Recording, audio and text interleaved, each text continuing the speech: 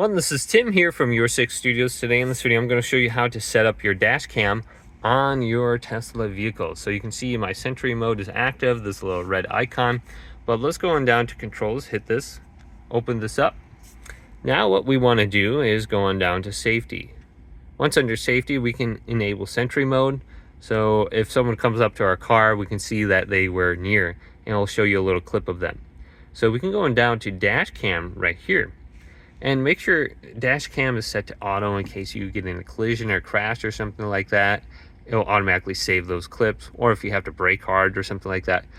We have on honk right here. Make sure that's enabled.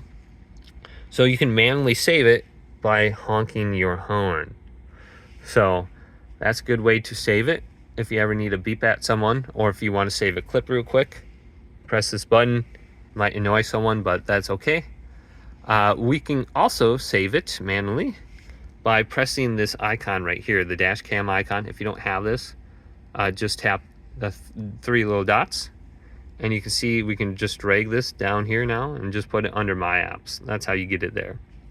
Then we can click away. So when we're driving, we can just come to this icon, press it, and it'll manually save that event. Now another way that you can do this is under controls. So tap this, here's controls, and then right down here there's going to be an option that says recording.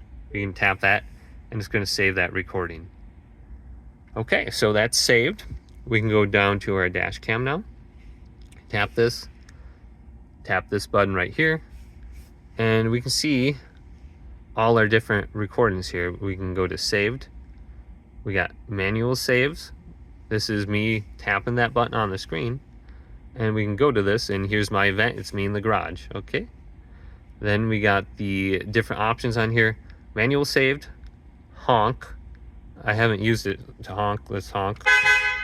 That's what it sounds like. I don't know if it would save in my garage right now, but I'm not driving.